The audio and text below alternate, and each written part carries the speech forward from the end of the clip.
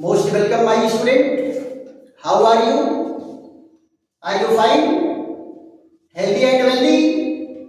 हैं? स्वस्थ हैं? मस्त हैं? चलो, अच्छी बात है। स्वस्थ रहना चाहिए और मस्त रहना चाहिए। क्यों? क्योंकि हम लोग एक एक वीडियो जो एंजॉय के साथ पढ़ रहे हैं। देयर इज नो बर्डन, कोई बर्डन नहीं। एंजॉय करके पढ़ो, मजा आएगा केमिस्ट्री पढ़ने में, है ना? चलिए, पिछले वीडियो में बेटा हम लोग चर्चा किए थे एरोमैटिकता के बारे में। उसमें 3 पॉइंट आप लोगों को हुआ था। पाई इलेक्ट्रॉनों का वितरण, फिर दूसरे पॉइंट में हुआ था इलेक्ट्रॉनों का डिलोकेलाइजेशन, और तीसरे पॉइंट में हुआ था अनुनाद रचना और अनुनाद एनर्जी, अनुनाद ऊर्जा के बारे में चर्चा किए थे। 4 पॉइंट मैं आपको बताया था कि 4 पॉइंट रह रहा है, जिसको अगले वीडियो में आपके सामने देंगे। तो बड़ा वीडियो बनाने से बेहतर है बस वही 30 मिनट 32 मिनट 25 मिनट का वीडियो सबसे बेहतर होता है।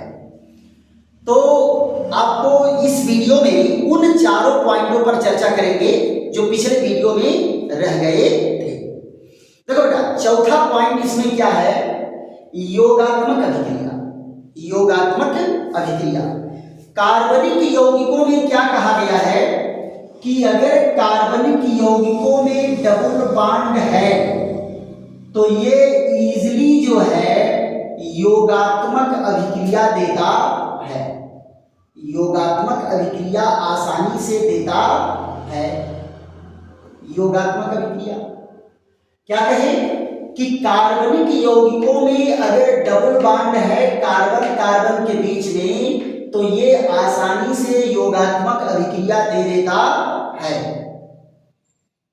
तो क्या कहे कि क्यूले संरचना के अनुसार बेंजीन के रिंग में, बेंजीन के रिंग में, यहां ध्यान दो, बेंजीन के रिंग में 3 डबल बॉन्ड अल्टरनेट है। 3 डबल बॉन्ड अल्टरनेट है, तो इनको क्या करना चाहिए? इनकी तुलना में 3 गुना तेजी से रिएक्शन करना चाहिए। बात तो पक्की पक्की यही है कि भैया तुम्हारे पास 1 था तो तुम तो रिएक्शन किए मान लो 50 मॉलिक्यूल पर सेकेंड, तो इनको तो करना चाहिए 150 मॉलिक्यूल पर सेकेंड। क्यों? कहे से इनके पास 3 ठो है, इनके पास 3 डबल बॉन्ड है, तो 3 गुना करना चाहिए। बट इसका रिएक्शन कैसे होता है? बहुत कठिनाई से, बहुत कठिनाई से। ऐसा क्यों हुआ भैया? अगर इसके पास 3 डबल बॉन्ड है तो ये रिएक्शन कठिनाई से काहे कर रहा है? क्लियर? तो क्या स्पष्ट हुआ?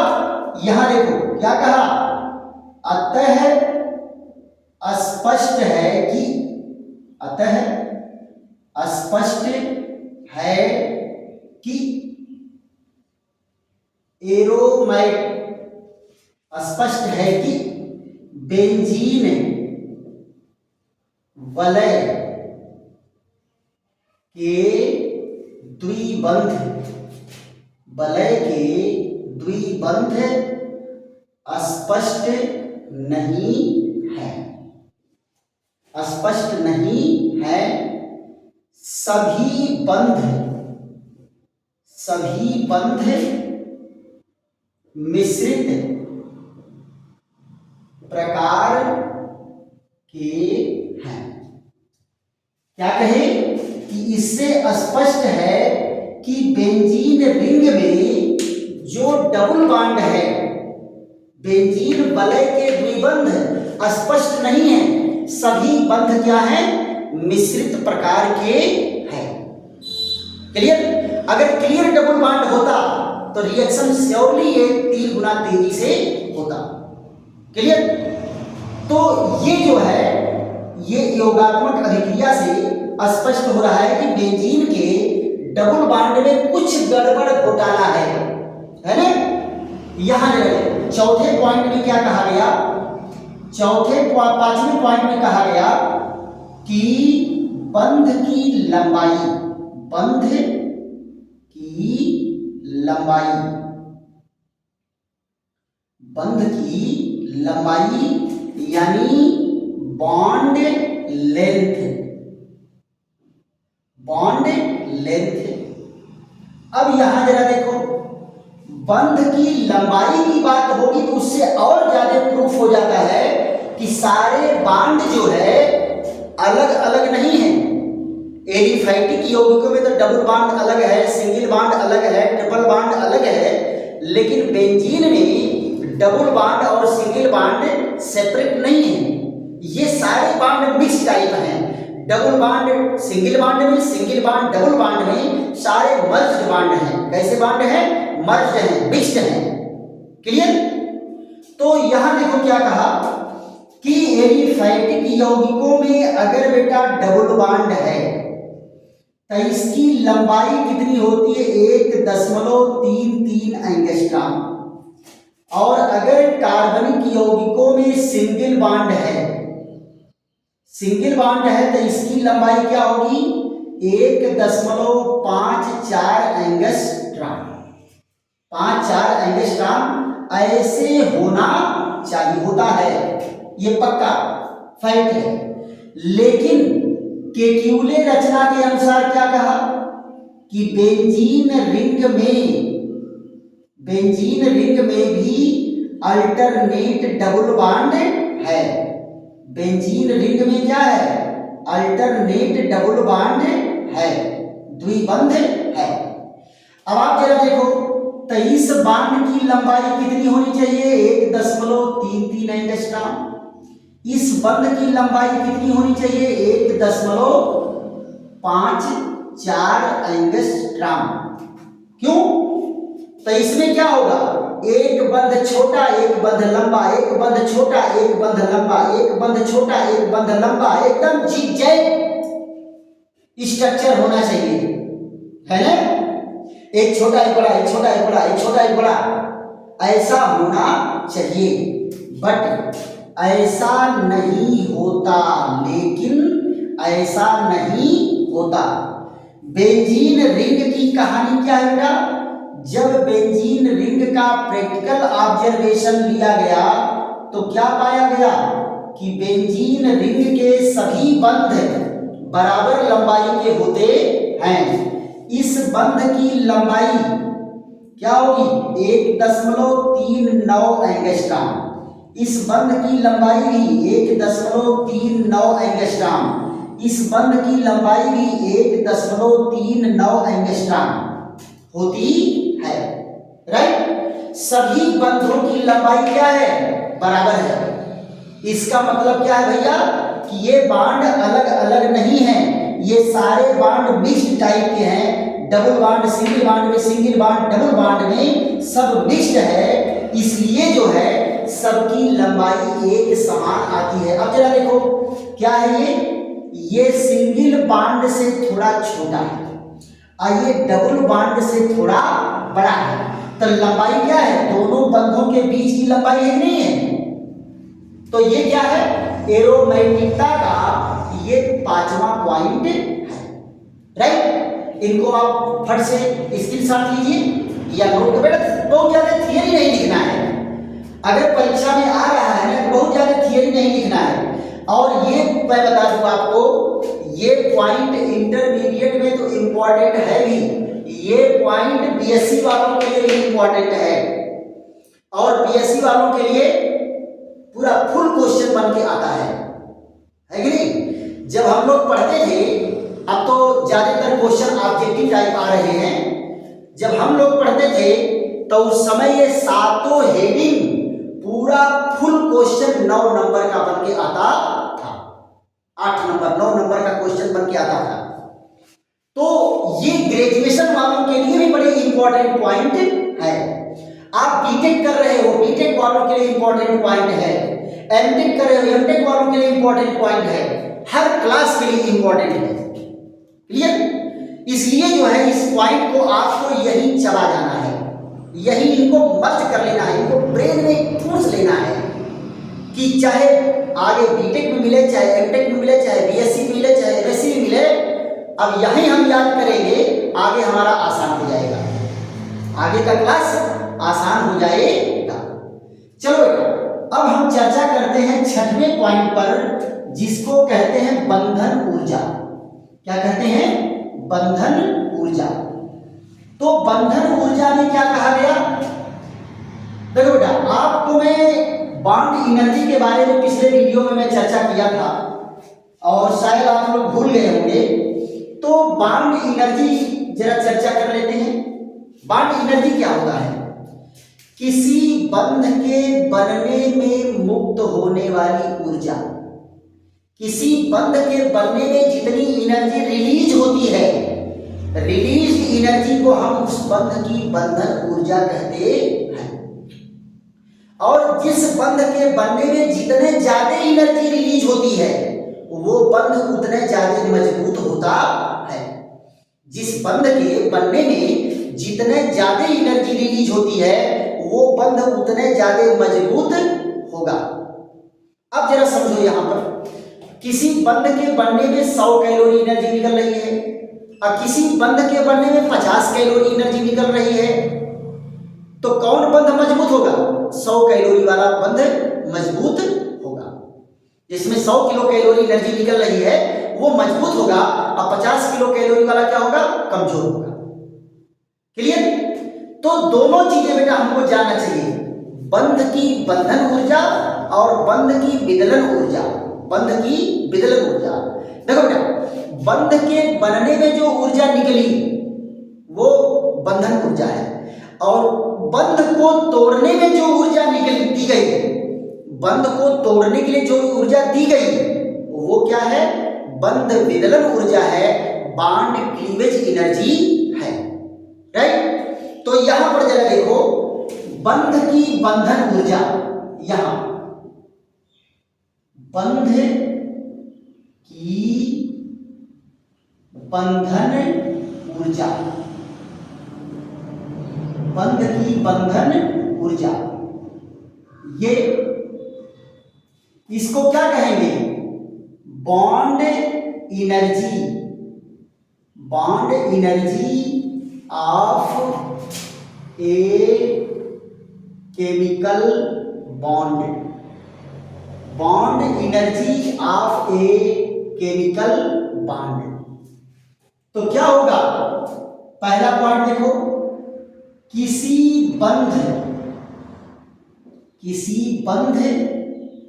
के बनने में, किसी बंध के बनने में मुक्त ऊर्जा, किसी बंध के बनने में मुक्त ऊर्जा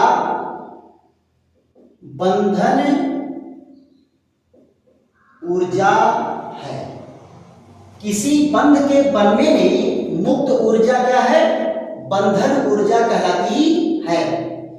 यहां देखो, बंधन ऊर्जा, बंधन ऊर्जा जितनी अधिक, बंधन ऊर्जा जितनी अधिक होगी, बंध उतना मजबूत होगा, बंध उतना मजबूत होगा। देखो बेटा, बंध ऊर्जा जितने अधिक होगी, बंध उतने मजबूत होगा, बंध उतना मजबूत होगा। राइट? तो ये क्या है? बंध की बंधन ऊर्जा है। राइट? तो बंधन ऊर्जा के आधार पर यहां चर्चा क्या किया गया है कि केक्यूले रचना के अनुसार, यहां जरा देखो, केक्यूले रचना के अनुसार क्या होता है? एक बंध यहां पर डबल, सिंगल, डबल अल्टरनेट होंगे। तो यहां देखो क्या है, ये सिंगल बंध है तो ये क्या होगा? कमजोर होगा। सिंगल बॉन्ड है क्या होगा? कमजोर होगा। ये डबल बॉन्ड है तो ये मजबूत होगा। ये क्या होगा? मजबूत होगा। यानी बेंजीन के रिंग में एक कमजोर एक मजबूत, एक कमजोर, एक मजबूत, एक कमजोर, एक मजबूत, इस क्रम में बंध होते हैं। लेकिन प्रैक्टिकल ऑब्जर्वेशन क्या कहता है बेटा? प्रैक्टिकल क्या कहा कि ऐसा नहीं होता।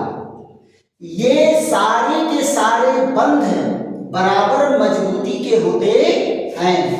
यानी कहने का मतलब इसमें भी क्या कहा कि क्यूले की रचना सही नहीं है, इसमें सारे बांड अलग अलग न होकर के सारे बांड क्या होते हैं?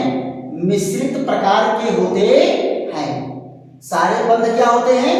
मिश्रित प्रकार के होते हैं। यहां देखो, सारे बंध समान मजबूती के होते हैं। सारे बंध समान मजबूती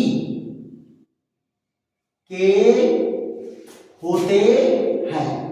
समान मजबूती के होते हैं। तो इससे क्या स्पष्ट होता है कि यहां पर बॉन्ड एनर्जी अगर सबकी समान है तो इसका मतलब बेंजीन के रिंग में डबल बॉन्ड क्लियर अलग अलग न होकर के सारे बॉन्ड जो है मिक्स्ड टाइप होते हैं। क्लियर? अब आप जरा यहां देखो, यहां पर ये तो छठवां पॉइंट है। सातवां पॉइंट क्या कहा कि ये क्या देता है? इलेक्ट्रोफिलिक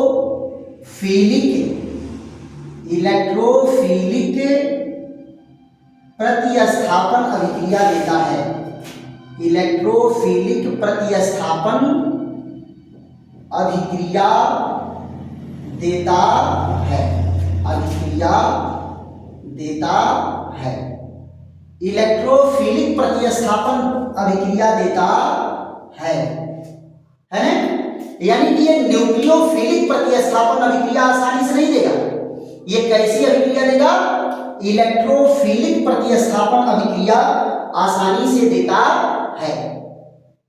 तो इसका कारण क्या है? जरा ध्यान दो, तो जरा बेंजीन का स्ट्रक्चर ध्यान दीजिए। बेंजीन के स्ट्रक्चर में क्या कहा गया है कि देखो बेटा, आपको मैं बताया कि इस वीडियो को देखने के पहले बेंजीन की आणविक रचना का वीडियो देखना जरूरी है, तभी ये वीडियो समझ में आएगा। देखो बेटा, आपको बेंजीन के स्ट्रक्चर में मैं बताया था कि बेंजीन का जो हेक्सागोनल स्ट्रक्चर है, ये ऊपर और नीचे दोनों ओर इलेक्ट्रॉन क्लाउडों से घिरा होता है। किससे घिरा होता है? इलेक्ट्रॉन क्लाउड से घिरा होता है। सैंडविच के रूप में बेचारा बीच में दबा रहता है। किसके रूप में दबा रहता है? सैंडविच के रूप में दबा रहता है। यहां भी देखो इलेक्ट्रॉन, यहां भी देखो इलेक्ट्रॉन, नीचे भी इलेक्ट्रॉन, ऊपर भी इलेक्ट्रॉन। ये इलेक्ट्रॉन क्लाउड से घिरा है सैंडविच की तरह से। सैंडविच जानते हो ना? अरे लड़को, ब्रेड पकौड़ा, स्लाइस जो बनाया जाता है कि एक ब्रेड ऊपर एक ब्रेड नीचे, बीच में कुछ मटेरियल डाल के जो दबा देते हैं, वही तो सैंडविच है। खूब सैंडविच तुम लोग खाए हो, हमसे ज्यादा सैंडविच समझते हो, है ना? तुम लोग सैंडविच पर जीते रहते हो लगभग। हाँ, तो अब देखो, किसी से कहो जाकर के तो पिज्जा, बर्गर, सैंडविच यही सो जाकर के तुम लोग खाओगे, है ना? घर का रोटी दाल चावल सब्जी तो बढ़िया लगता नहीं है। तो सैंडविच बेटा देखो क्या है कि यहां पर देखो ऊपर इलेक्ट्रॉन क्लाउड है और नीचे इलेक्ट्रॉन क्लाउड है और दोनों के बीच में सैंडविच के रूप में रिंग दबी हुई है। तो आप जरा बताओ, पहले अगर कोई रेडिकल आएगा, पहले कोई अभिकर्मक आएगा तो पाएगा किसको? पहले इलेक्ट्रॉन को पाएगा, है ना? तो इसीलिए इलेक्ट्रोफिलिक रिएक्शन जो है बड़ी आसानी से होता है। ये कौन है बेटा? इलेक्ट्रोफाइल। कौन है? इलेक्ट्रोफाइल है। इलेक्ट्रोफाइल के ऊपर कैसा आवेश होता है? धन आवेश। और इलेक्ट्रॉन क्लाउड पर कैसा आवेश है? ऋण आवेश। सो ये इजीली अट्रैक्ट होकर के इसके पास जाता है और इनसे योगा ये क्या करेगा? अभिक्रिया करेगा। लेकिन आप जरा देखो, अगर न्यूक्लियोफाइल आ गया तो न्यूक्लियोफाइल पर कैसा चार्ज होता है? न्यूक्लियोफाइल पर चार्ज होता है यहाँ पर नेगेटिव चार्ज। अब देखो बेटा, नेगेटिव चार्ज इस पर भी है और नेगेटिव चार्ज इस पर भी है, तो सेम चार्ज में क्या लगेगा, रिपल्सन फोर्स लगेगा। तो ये बेचारे उनके पास तक पहुंच ही नहीं पाएंगे, तो ये रिएक्शन क्या करेंगे, है ना। जब ये पहुंच ही नहीं पाएंगे तो इससे रिएक्शन क्या करेंगे, और इलेक्ट्रोफाइल आसानी से पहुंच रहा है, सो आसानी से रिएक्शन कर ले रहा है। इसीलिए जो है क्या कहा गया कि इलेक्ट्रोफिलिक प्रतिस्थापन अभिक्रिया ये देता है, न्यूक्लियोफिलिक प्रतिस्थापन अभिक्रिया सामान्य कंडीशन में देने वाला नहीं है। तो ये 7 पॉइंट बेटा जो है हम लोगों का इलेक्ट्रोफाइल क्या कहते हैं, एरोमेटिकता के अंतर्गत रहा है। 3 पॉइंट पिछले वीडियो में और 4 पॉइंट इस वीडियो में, और खूब ढंग से बेटा इसको 2 बार 3 बार पढ़ो, इसका नोट भी तैयार करो। एक पॉइंट आप लोगों के समझ में आ रहा है कि नहीं आ रहा है, पीछे इसका वीडियो मैं डाल चुका हूं, इलेक्ट्रोफाइल और न्यूक्लियोफाइल, तो उसको भी 2 मिनट में समझा देते हैं और उसके बाद जो है वीडियो को विश्राम दिया जाएगा। तो इलेक्ट्रोफाइल और न्यूक्लियोफाइल क्या है, इस पर हम लोग बेहतरीन चर्चा कर लेते हैं। देखो बेटा, फाइल मीन्स क्या होता है, लविंग होता है, इलेक्ट्रो मीन्स इलेक्ट्रॉन और न्यूक्लियो मीन्स नाभिक, और नाभिक मीन्स क्या होता है, नाभिक मीन्स पॉजिटिव चार्ज। न्यूक्लियस पर क्या होगा, एटम के न्यूक्लियस पर क्या होता है, पॉजिटिव चार्ज होता है। तो पॉजिटिव चार्ज को चाहने वाला, यहां ध्यान दो, पहला क्या है, इलेक्ट्रोफाइल। पहला क्या है, इलेक्ट्रोफाइल। तो इलेक्ट्रोफाइल बेटा क्या है, 2 शब्दों से मिल करके बना है। इलेक्ट्रो मीन्स इलेक्ट्रॉन या negative charge, negative charge, negative charge. और फाइल मीन्स क्या होता है, फाइल मीन्स होता है लविंग। कौन होता है, लविंग, चाहने वाला। लविंग मीन्स कौन है, चाहने वाला, चाहने वाला।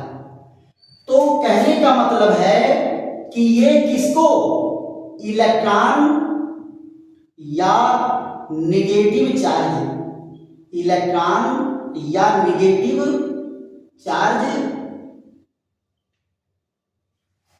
को चाहने वाला, चाहने वाला। तो आप जरा बताओ, निगेटिव चार्ज को कौन चाहेगा या इलेक्ट्रॉन को कौन चाहेगा, जिसके ऊपर पॉजिटिव चार्ज होगा। इसलिए इलेक्ट्रोफाइल को हमेशा कैसे दिखाते हैं, ई पॉजिटिव से दिखाते हैं, यानी जितने धनायन हैं सारे धनायन इलेक्ट्रोफाइल होंगे। दूसरा पॉइंट जरा देखो, दूसरे पॉइंट में क्या कहा है, न्यूक्लियोफाइल, न्यूक्लियोफाइल। तो न्यूक्लियोफाइल का क्या होता है, यहां देखो, न्यूक्लियो मीन्स क्या है, न्यूक्लियस, न्यूक्लियो मीन्स न्यूक्लियस, और न्यूक्लियस मीन्स क्या होता है, पॉजिटिव चार्ज। क्या होता है, पॉजिटिव चार्ज। और यहां क्या है, यहां भी फाइल मीन्स क्या होगा, लविंग होगा। फाइल मीन्स क्या होगा, लविंग, यानी पॉजिटिव चार्ज को चाहने वाला। अब यहां जरा देखो, यहां पॉजिटिव चार्ज, पॉजिटिव चार्ज को चाहने वाला, पॉजिटिव चार्ज को चाहने वाला।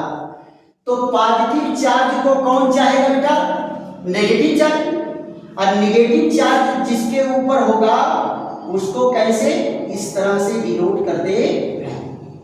तो यानी जो पॉजिटिव चार्ज को चाहेगा उसके ऊपर ऋण आवेश होगा, जो नेगेटिव चार्ज को चाहेगा वो उसके ऊपर क्या होगा, धनावेश होगा। तो यानी सारे के सारे ऋणायन, सारे के सारे ऋणायन क्या हैं, न्यूक्लियोफाइल हैं, और सारे के सारे धनायन क्या हैं, सारे के सारे धनायन इलेक्ट्रोफाइल हैं। सारे के सारे धनायन क्या हैं? इलेक्ट्रोफाइल हैं। और सारे के सारे ऋणायन क्या हैं? न्यूक्लियोफाइल हैं। पक्का? चलिए, तो ये बेहतरीन नॉलेज आपको मिला और मैं अपेक्षा करूंगा कि इसको खूब मेहनत करके पढ़ेंगे। 2 बार 4 बार पढ़िए और फिर उस बाद कॉपी लेकर के खूब बढ़िया नोट तैयार करिए और जम करके इसकी स्टडी करिए। क्यों? क्योंकि बेटा जब तक ये सारी चीजें आपको याद नहीं है तब तक आप एरोमेटिक समझ नहीं पाओगे। बिल्कुल सच है। चलिए, बात समझ में आ रही है तो खूब लाइक करो, शेयर करो, सब्सक्राइब करो और दोस्तों मित्रों को भी बताओ। फिर मिलेंगे ऐसे ही बेहतरीन वीडियो के साथ। थैंक यू, धन्यवाद।